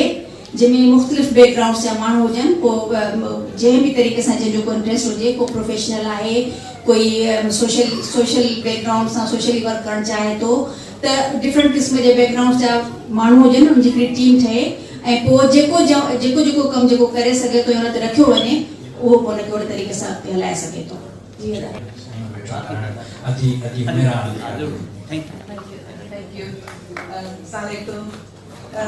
बस अॼु मां छा चवां सभु कुझु चई चुका आहियो सभु कुझु ऐं खदीजा असांजे तरफ़ खां लाइव रिप्रेज़ेंट करे चुकी आहे ऐं अफसाना जे बारे में त तव्हां सभु कुझु ॻाल्हाए बि चुका आहियूं सभिनी खे ख़बर बि आहे हर को पर्सनली हुनखे ॼाणंदो हो त डिफरेंट ऑर्गेनाइज़ेशन जे थ्रू बि असांजो बि ईअं ई अफसाना सां दोस्ती स्टार्ट असांजी ISO जी प्लेटफॉर्म ताईं थी ऐं छो असांजो जेको मेन असांजो इंट्रस्ट आहे उहो वुमेन जे बारे में हो इन सिंध उन में ई असां सां गॾु अफ़साना शुरू कयो ऐं दिन असां पंहिंजा गॾु प्रोग्राम शुरू कयासीं कल्चर खे प्रमोट करणु वरी पोइ हुते पाकिस्तान में नंढा नंढा प्रोजेक्ट्स कयासीं असांजी इलाइक़ी ऑर्गनाइज़ेशन इलाही नंढी आहे असांजा विजन त इलाही वॾा आहिनि पर असांजी मेंबरशिप इलाही घटि आहे असांखे अहिड़े माइंड जी ज़रूरत आहे ऐं बल्कि असांजा इलाही सारियूं मायूं त घटिजी वियूं आहिनि छो की वापसि पाकिस्तान मूव थी वियूं वरी अफ़साना असांजी मेन मतिलबु सपोर्टर हुई जंहिंजी डेथ थी वई ऐं असांजे लाइ वॾो लॉस थी वियो उन खां पोइ त असांखे इहो सम्झ में बि नथो अचे त असां पंहिंजो नेक्स्ट इवेंट बि कीअं ऑर्गेनाइज़ कयूं हाणे असांजो डिसेंबर में आहे त असां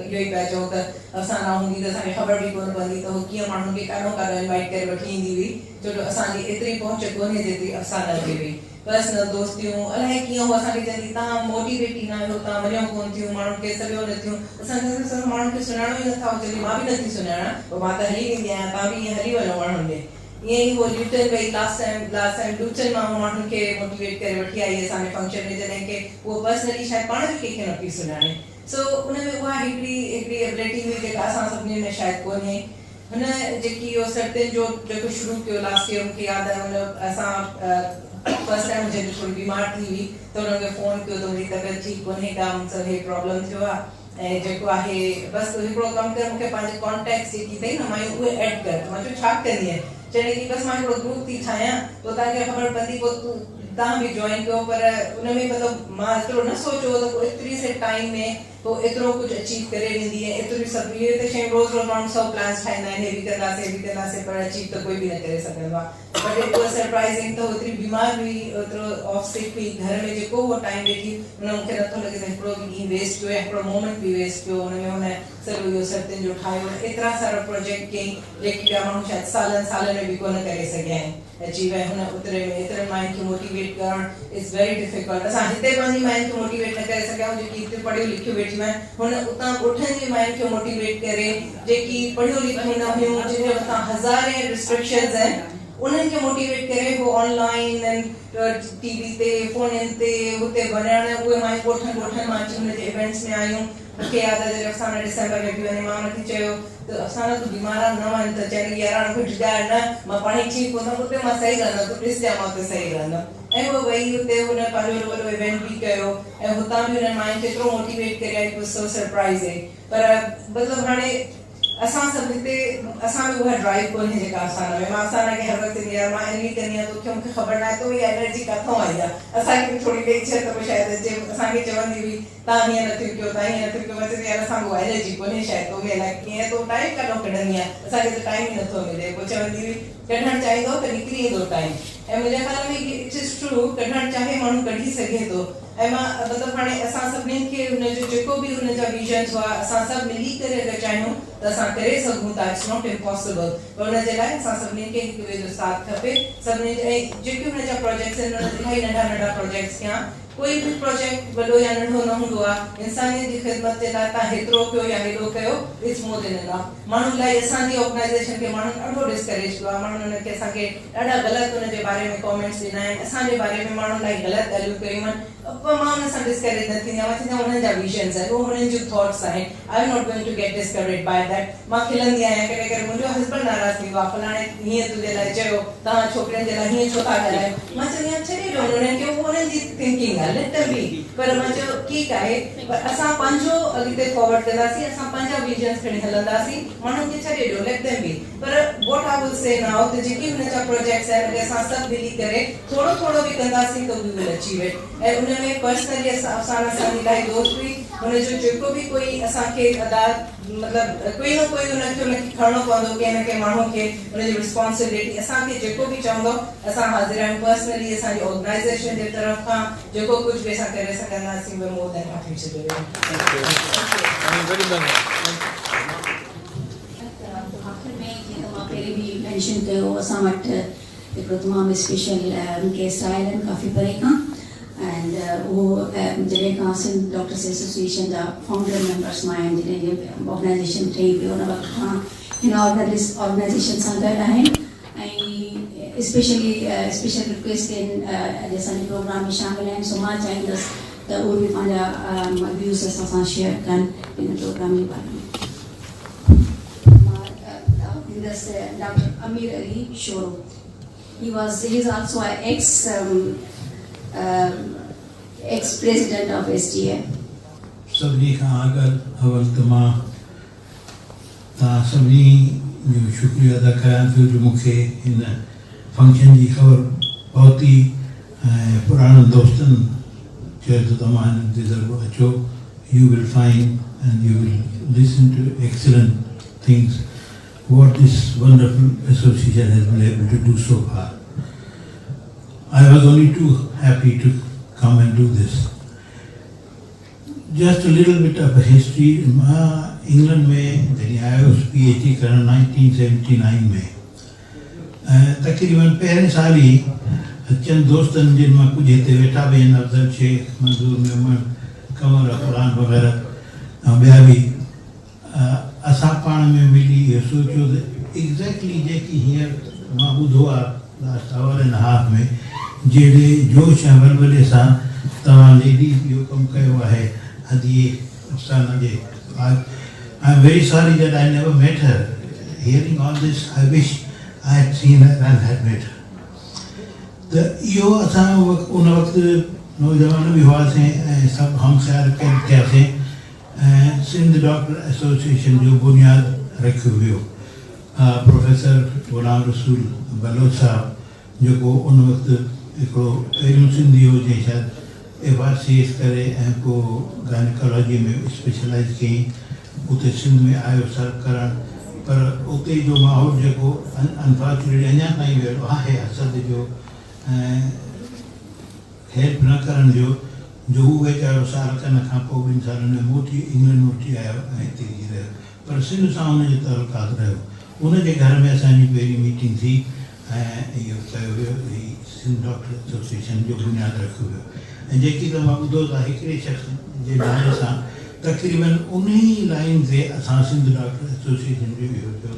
असां पंहिंजे सिंधी डॉक्टर्स खे, नौजवाननि खे जेके नवां लंडन में या अमेरिका में वञनि था अचनि था, उन्हनि खे असां कीअं हेल्प करियूं. ऐं असां इहो रियलाइज़ कयो त उते पाकिस्तान में वेठे असां वञा जेके उते पोस्ट ग्रेजुएट करे आया आहिनि उहे कंहिं तरह सां उन्हनि जी प्रिपेरेशन करे सघनि. असांजा सिंधी डॉक्टर हिकिड़ो त थोरो अनफॉर्चुनेटली सिंधी माण्हू असां थोरा सुस्त आहियूं ऐं ॿियो एॾा accepted I think Ali Afsana जो जेको मां ॿुधो she is an exception to the rule. पर असां बेसिकली तमामु सुस्त माण्हू आहियूं. जेसि ताईं ज़ोरी धिको ॾिन अॻिते न लॻो न हलंदा आहिनि त असां चयो त असां उन्हनि पंहिंजनि सिंधी डॉक्टरनि खे जिन खे न फैसिलिटीज़ आहिनि न का उते को हिमथाइण जो वारो आहे उन्हनि खे कुझु हेल्प करियूं. सो असां इहा एसोसिएशन ठाही ऐं I am proud to be the second president of that association. I remained active in London here. We started to sponsor Sindhi bright boys and girls from Jamshoro Medical College जीअं छॾियो वेंदो हो. असां उन्हनि जे प्रोफेसरनि खे लिखियोसीं त तव्हां को तमामु सुठा जेके टॉप जा हुजनि छोकिरा ऐं छोकिरियूं, we can sponsor 5 doctors anonymously. They should not even know who is maintaining them or giving them this amount for the buying of books or tuitions, etc. You'll be surprised. पहिरें साल में एॾो सुठो रिस्पॉन्स हुयो जो मुंहिंजो जेके मां हिकिड़े खे सपोर्ट कयो उन यूनिवर्सिटी में टॉप कयो. पर असां कॾहिं हुनखे ॿुधायो कोन त वी वर देयर ट्रिब्यूट. मां जॾहिं बि ईंदो हुउसि हॉलीडे ते त उन्हनि जी टीचर सां मिली गाइबाने तरीक़े सां हुनजी पुछा कंदासीं प्रोग्रेस कीअं आहे, ठीकु आहे. पर उहो अहिड़े नमूने सां हेल्प कई. पोइ दवाऊं मोकिलण ई हुकम ठहणु शुरू थियो. मां त 1979 खां हिते हुउसि. पोइ वरी 83-84 में वापसि पाकिस्तान में जॾहिं आगा खान हॉस्पिटल खुली. पर मुंहिंजा दोस्त जेके हिते रहिया से कमु थोरो घणो कंदा रहिया, अञा ताईं हुन में एक्टिव आहिनि. and we should give them a big hand, I think. Some of them are here.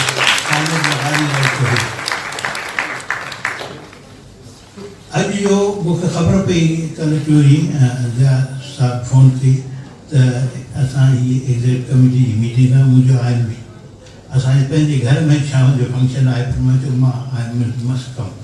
So I decided to come and I'm totally amazed, impressed, I don't know what other words I can say, about the wonderful work and progress you people have done. And inshallah, चंदान जोर करम और ज़्यादा होगा. इन्हें काम वधिक तां के अल्लाह ताईं ताकत दी दो, हमथाई दो. तो इन्हें काम वधिक. Whatever I can do, I have now retired from Pakistan, so I have come here to be with my family. I would be very happy to help out in any way I possibly can. Thank you.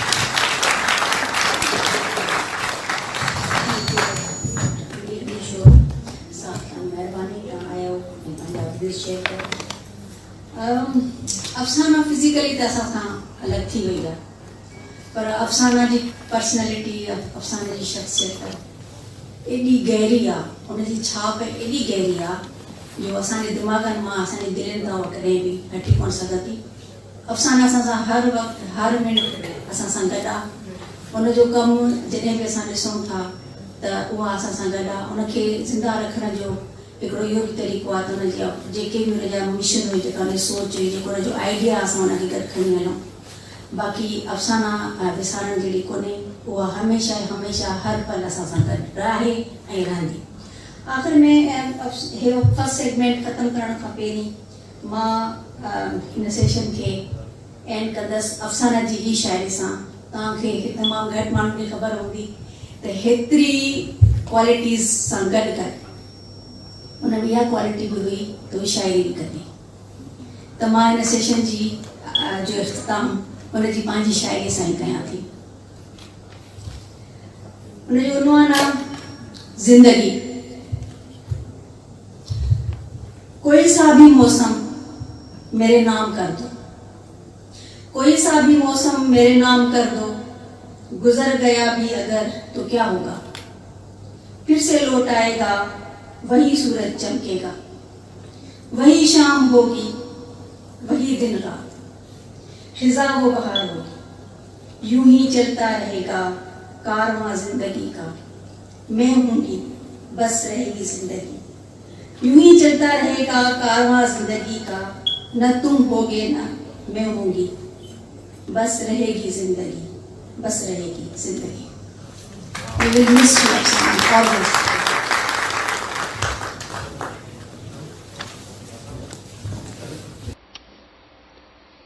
सामाइन, Sindh doctor association UK पारां doctor Afsana भुरगड़ीअ खे ख़िराज तहसीन पेश करण लाइ जेको सालियानो इजलास London में गुज़िरियल छंछर ॾींहुं मुनक़िद कयो वियो हो, उन जी मुकमिल कार्रवाई radio voice of Sindh London पारां अव्हां जी ख़िदमत में पेश कई वई. उमेद त ही प्रोग्राम अव्हां खे पसंदि आयो हूंदो ऐं इंसानियत ऐं पंहिंजी सिंध धरती माउ जे ॼावण लाइ जिन बि कमु कयो आहे, जिन बि पंहिंजो वक़्तु, पंहिंजो माल ऐं पंहिंजूं ख़िदमतूं सरअंजाम ॾिनियूं आहिनि, उन्हनि खे अहिड़ी तरह ख़िराज तहसीन पेश करणु घुरिजे जीअं SDA डॉक्टर अफ़साना भुरगड़ी खे ख़िराज तहसीन पेश कयो आहे.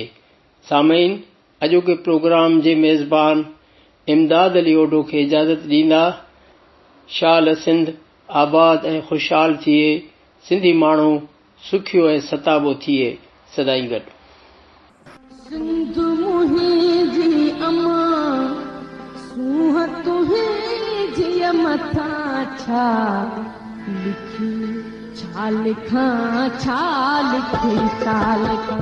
सिंध मुंहिंजी अमां, दुनिया जा सिंधियो हिक मुठ थी सिंध बचायो. सिंध मुंहिंजी अमां सूंह तुंहिंजी मथां छा लिखी, छा लिखां. सिंध जो क़ौमी आवाज़ radio voice of Sindh London.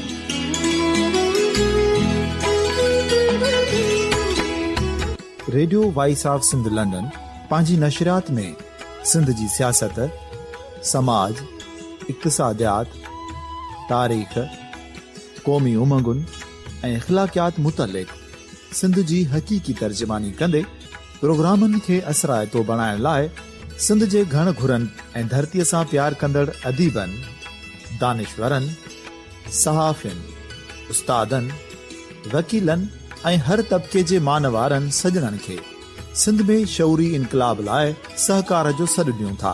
अचो त गॾिजी सूफ़िन ऐं संतनि वारी सिंध जो ओज हिकु मुठ थी वरी वापसि आणण वारे सफ़र जा साथारी बणिजऊं।